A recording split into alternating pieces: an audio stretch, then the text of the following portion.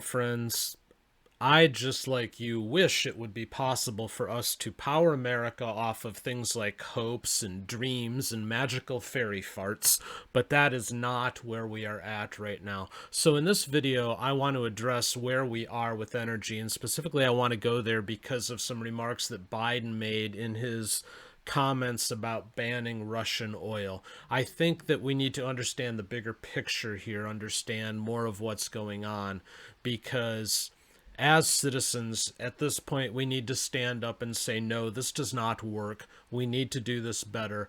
Otherwise, this is going to be the death of us. This is going to be a race to the bottom at this point. Who's going to die first, us or Russia?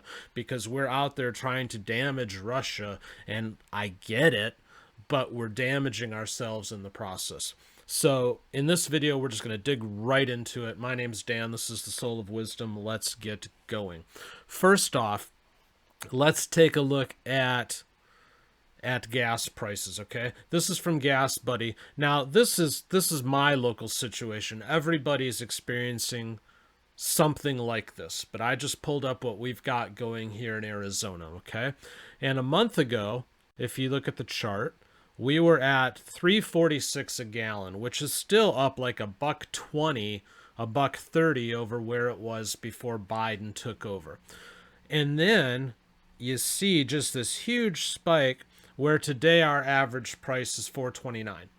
And quite honestly, I expect us, if this continues within a week or so, to easily hit $5 here, which becomes totally untenable for all of us. I mean, in California, our fine neighbors to the west here in Arizona, I've seen, $7, $8 a gallon, depending on where it's at. It's crazy, okay? But here's what Biden had to say. And, if you're on YouTube or Rumble, you can see this on your screen as well. So I encourage you to take a look, okay? And he said, and this is from his remarks, so I'm quoting him, "I've had numerous conversations over the past 3 months with our with our European friends on how they have to wean themselves off Russian oil. It's just not tenable. It should motivate us to accelerate the transition to clean energy. This is the perspective I have said that our European allies share, and a future where together we can achieve greater independence. Loosening environmental regulations or pulling back clean energy investment won't, let me explain, will not lower energy prices for families, but transforming our economy to run on electric vehicles powered by clean energy with tax credits to help American families winterize their homes and use less energy, that will help." And then he says, if we do what we can, it will mean no one has to worry about the price of gas at the pump in the future. No, they'll just have to worry about, electric costs. It's not like, again, magical fairy farts, right? It's free. Nothing is free. And then he says that means tyrants like Putin won't be able to use fossil fuels as weapons against other nations. Okay, one quick commentary piece before I dig into more of this, okay? That last statement he made, where tyrants like Putin won't be able to use fossil fuels as weapons. Okay, then explain to me why we are currently trying to negotiate with Venezuela, run by a dictator tyrant dude, or why we're currently trying to talk with Iran, run by a dictator tyrant dude, okay, about them increasing their oil production to help us out. So we're saying that we need to move away from fossil fuels because dictators, and then we're talking with two dictators about their fossil fuels, okay? And oh, by the way, I read this morning that we're also trying to talk with Saudi Arabia, and Saudi Arabia said they won't take our calls. So there you go, okay? He's contradictory in his own speech, but let's explore the whole green energy idea, okay? And let's figure out why this is a problem. Okay, so this chart here, this is from our government, and it says sources of U.S. electricity generation. This is from as of 2020, okay?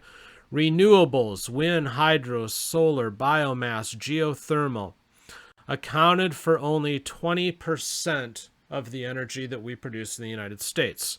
Nuclear was another 20%, coal 19, natural gas 40. So what is that? 80% of our energy is coming from quote-unquote non-renewable sources.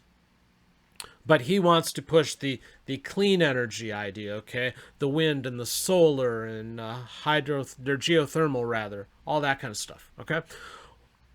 Let me give you a little bit of my bona fides on this one. The house that I'm sitting in right now, the roof is plastered with solar panels, okay?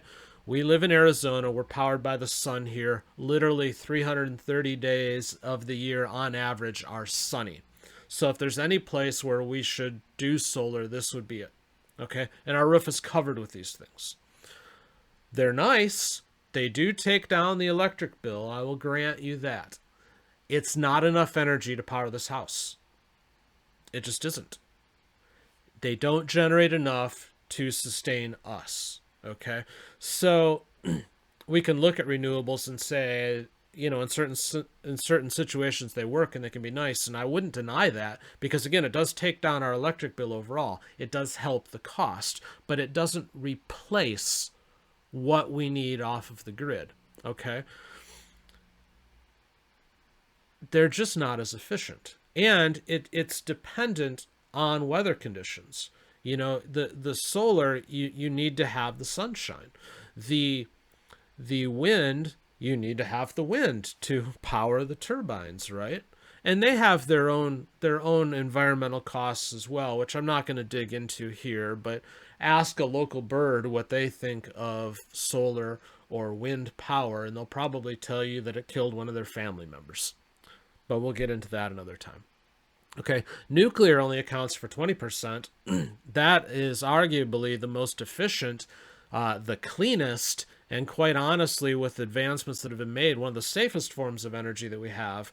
But because some bad stuff happened once upon a time, we're completely ignoring the advances that we've made, and we don't want to go there. But even if we take all that stuff out, there's still 60% of our grid that relies on coal and natural gas to generate our power. Okay, but these are the things that we're saying we don't want to have. So by his policies, his push to green, that's going to save us. If we leave in nuclear, even 60% of our grid goes bye-bye, just that fast. How do we do that? We don't. Okay, here's the other problem. All right, would our grid even support this? The answer is no. Okay, this is from Americans for a Clean Energy Grid, and even they are saying 70% of the lines and large transformers are more than 25 years old. Here's the problem with that. In other reading I have done, the average lifespan of this equipment is 50 years. Okay, so 70% of our grid is already in its last stages of life and needs to be replaced. And we're going to put additional stresses on it by moving to electric for cars and everything else. How is that going to work? The answer is it's not. Okay? But our need for fossil fuel goes even beyond just power. All right? This from CAP, which is a Canadian website. And I used them because they summarize it real well. And they say crude oils are sent to refineries where they become feedstock. All right, feedstock is what's used to make other things. Okay? More than 6,000 everyday products get their start from oil, including dishwashing liquid, solar panels, food preservatives, eyeglasses, DVDs, children's toys, tires, and heart valves. So much of what we use, okay, relies on the byproducts that come out of refining of crude oil. Okay, you get a barrel of crude, it doesn't all become gasoline. It doesn't all become diesel. Some of it becomes this feedstock, which is used to, amongst the biggest thing, is make our plastics that we use in everything. And I mean everything. Okay, even you're the greenest person in the world. Are you ready to give up your technology? Are you ready to give up your cell phone? Are you ready to give up your television? Because those things rely on fossil fuels to be made. It relies on crude. Are you ready to give that up? So even that alone, if we set the energy thing aside, we can't make fossil fuels just go away. We need that crude. That is how we make things. Here's the thing. I don't understand why we can't walk and chew gum at the same time on this one. Okay? I mentioned a few minutes ago that I have solar panels on the roof of our home. Okay, so I'm not anti green energy. I'm not anti clean energy. I'm not anti renewable, but I'm practical. Okay? And the practicality of it is it's not at a point where it can save us. It's not at a point where it can sustain us. And furthermore, we still don't completely understand the total environmental impact that this stuff may have. And there are impacts. One of the things with wind power, for example, that they're finding is that the fields in those areas, they don't grow right anymore because it's altering the wind pattern and it's altering the temperatures around there. So that gets weird. One of the questions I have that I've never seen a good study on is if we're using solar panels all over the world, and that gets more and more and more, that energy coming from the sun is used to heat the planet. If so much of that energy is being absorbed and put into other places, does that affect the planet's temperature? Does that cool us? Does it cool us too much? These things I don't know, but these are things that we should be talking about, I should think. It's just a thought. Maybe we should look at this stuff. But again, why can't we walk and chew gum? Why is it that we can't, when we're sitting on some of the biggest oil and natural gas reserves on the planet, why can't we be energy independent? Why can't we go out and drill? Why can't we frack? Why can't we go and get this stuff to power us? And while we're doing that, continue to make advances towards newer technologies? Why can't we continue to further perfect our nuclear abilities to power us that way? Why can't we, while we're using the oil and natural gas that we have here at home, why aren't we at that same time updating our grid to be ready?